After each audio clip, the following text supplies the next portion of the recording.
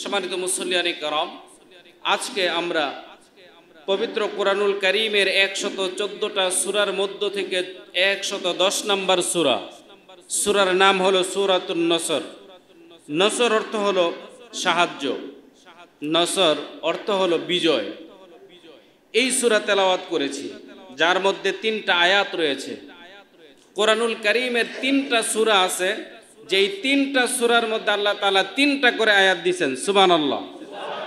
এক নাম্বার হলো সূরাতুন নসর, তারপরে হলো সূরাতুল আসর, আরেকটার নাম সূরাতুল কাউসার। 3টা সূরাকে আল্লাহ তাআলা 3টা করে আয়াত দিয়েছেন, তার মধ্যে একটা হলো সূরাতুল নসর। এই সূরাটা আমরা তেলাওয়াত করেছি। এর মধ্যে শব্দ আছে 23টা, হরফ আছে 77টা। এই সূরাটা রাসূল করিম সাল্লাল্লাহু আলাইহি ওয়াসাল্লামের মাদানী জীবনে অবতীর্ণ হয়েছে। এই সূরাটা অবতীর্ণ হয়েছে 10ই হিজরিতে মিনা প্রান্তরে। সুবহানাল্লাহ বলেন। এই সূরাটা রাসূল করিম সাল্লাল্লাহু আলাইহি ওয়াসাল্লামের উপর অবতীর্ণ করে আল্লাহ পাকের রাসূল সাল্লাল্লাহু আলাইহি ওয়াসাল্লাম এই পৃথিবী থেকে তিনি যে বিদায় নেবেন তার বার্তা আল্লাহ তাআলা এই সূরার মাধ্যমে দিয়ে দিয়েছিলেন। সুবহানাল্লাহ বলেন।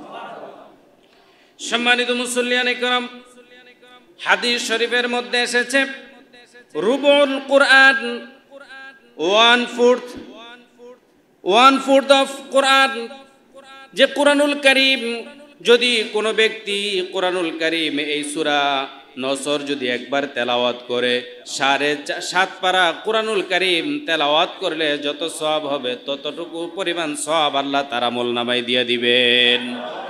যদি কেউ 4 বার তেলাওয়াত করে পুরো 1 খতম কোরআনুল কারীমের তেলাওয়াতের সমপরিমাণ সওয়াব আল্লাহ পাক রব্বুল আলামিন তার আমলনামার মধ্যে দিয়ে দিবেন। বলেন সুবহানাল্লাহ।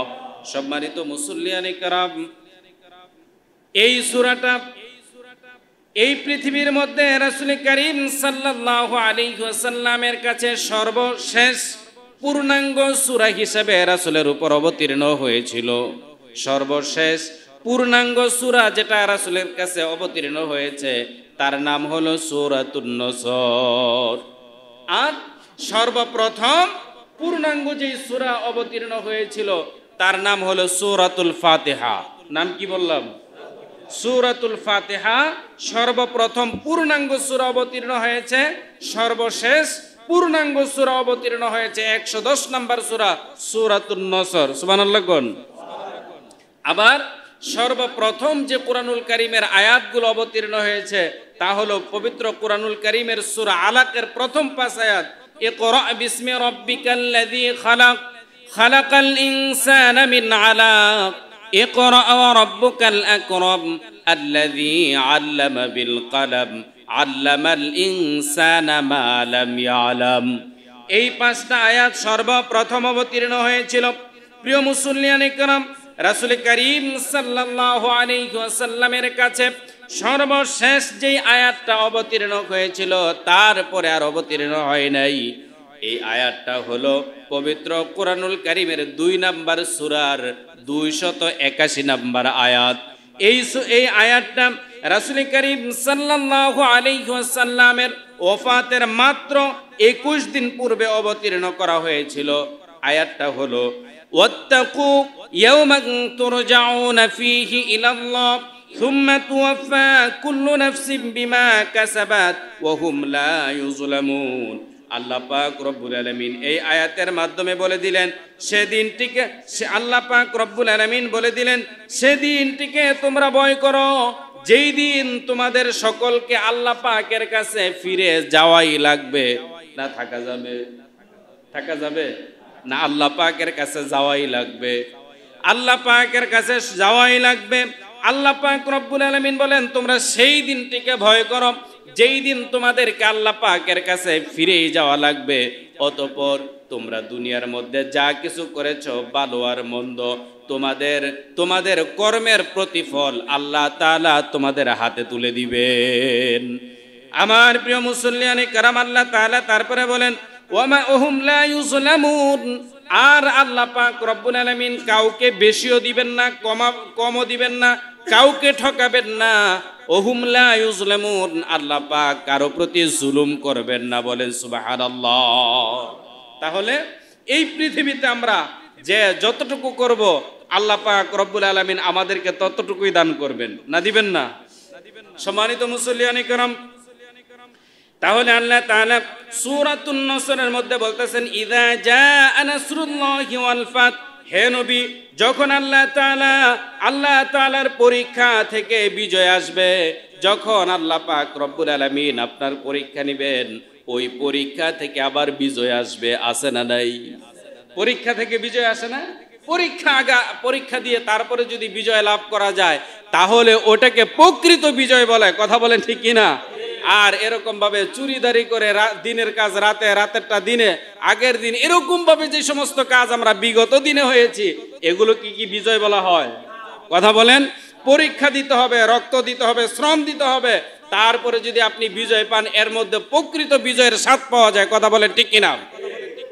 আল্লাহ তাআলা তারপরে বলেন ওয়ারাআইতান নাস ইয়াদখুলুনা ফি দীনিল্লাহি আফওয়াজা।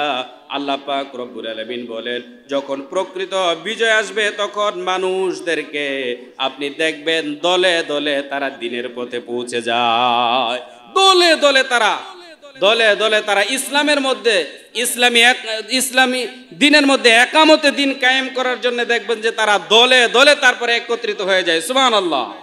আপনারা এরকম বিজয় দেখছেন কিনা? দেখছেন না যে দলে দলে হয়তো রাস্তার মধ্যে 5-10 বা আধা ঘন্টা আগে কোনো লোক ছিল না, 10 মিনিট আগেও কোনো লোক ছিল না, 5 মিনিটের মধ্যে দেখা গেল যে পুরা রাস্তা ভরে গেছে। কার পক্ষ থেকে এই ফয়সালা? কার পক্ষ থেকে এসেছে? ওয়ারহমাতি ওয়াসিআত কুল্লা শাই। আল্লাহ তাআলা বলেন বান্দা, তোমরা আমার রহমতের, আমার করুণার, আমার দয়ার তোমরা কোন কোন জিনিসকে তোমরা অস্বীকার করবা, আমার রহমত তোমরা গুনে গুনে শেষ করতে পারবা না। কথা কার? আল্লাহ পাক রব্বুল আলামিনের। আল্লাহ তাআলা তারপরে বলেন যখন তোমাদের মধ্যে বিজয় চলে আসবে, দিনে দলে দলে যখন মানুষ তোমাদের মধ্যে অন্তর্ভুক্ত হয়ে যাবে, একত্রিত হয়ে যাবে, আল্লাহ তাআলা বলেন ফাসাব্বিহ বিহামদি রাব্বিকা ওয়াস্তাগফির, তখন তোমরা তোমাদের মালিকের প্রশংসা করবে। কার প্রশংসা? যখন মানুষ অনেক একসাথে হয়ে যায়, দলে দলে যখন মানুষ বিশাল মানুষ হয়ে যায়, অনেক মানুষ সমাগম হয়ে যায়, তখন কি অত্যাচার করবে? নির্যাতন করবে? নির্যাতনের স্টিম রুলার চালাবে? না, এগুলো করা যাবে না। আপনারা দেখবেন এই যে নদী পার হতে গেলে নৌকা লাগে কিনা? কথা বলে না। নদী পার হতে কি লাগে? নৌকা লাগে। যেখানে ব্রিজ নাই তাহলে সেখানে নৌকা লাগে। এই নৌকা পার হতে গেলে নৌকার মধ্যে যদি লোক বেশি উঠে নৌকার মধ্যে, তখন ওই নৌকার মধ্যে যে সমস্ত লোকেরা উঠে তারা কি চুপচাপ থাকবে না নড়াচড়া করবে? কথা বলেন, কি করতে হবে? চুপচাপ থাকবে না নড়াচড়া করবে? চুপচাপ থাকা লাগবে, নড়াচড়া করা যাবে না। যদি নড়াচড়া করে তাহলে নৌকা কিন্তু পানির মধ্যে ডুবে যাবে। কথা বলেন ঠিক কিনা? এই জন্য আল্লাহ তাআলা বললেন যে ফাসাব্বিহ বিহামদি রাব্বিকা ওয়াস্তাগফির। আল্লাহ তাআলা যখন তোমাদেরকে বিজয় দিবেন, যখন তোমাদের লোকবল বেশি হয়ে যাবে, তখন তোমরা লাফালাফি করো না, বাড়াবাড়ি করো না। যদি বাড়াবাড়ি না করে, লাফালাফি না করে, ফাসাব্বিহ বিহামদি রাব্বিকা ওয়াস্তাগফির, তোমরা আল্লাহ পাকের প্রশংসা করো এবং তার কাছে তওবা করো। কার কথা? আল্লাহ তাআলা বলে দিলেন তোমরা ফাসাব্বিহ বিহামদি রাব্বিকা ওয়াস্তাগফির, তোমরা আল্লাহ পাকের প্রশংসা করো এবং আল্লাহ পাকের কাছে তওবা করো। যদি তোমরা আল্লাহ পাকের কাছে আল্লাহর প্রশংসা করো আর তওবা করো, ইন্নাহু কানা তাওয়াবা, অবশ্যই আল্লাহ তাআলা তোমাদের তওবাকে কবুল করে নেবেন। এই জন্য লাফালাফি করা যাবে না। কি করা লাগবে? আল্লাহর কাছে তওবা করা লাগবে, আল্লাহর প্রশংসা করা লাগবে। যদি আপনি আল্লাহ পাকের প্রশংসা করে আল্লাহ পাকের কাছে তওবা করেন, তাহলেই আল্লাহ পাক রব্বুল আলামিন তিনি আমাদের তওবাগুলোকে কবুল করে নেবেন। ঠিক কিনা? আল্লাহ তাআলা আমল করার তৌফিক দান করুন। সকলে জোরে বলেন আমিন।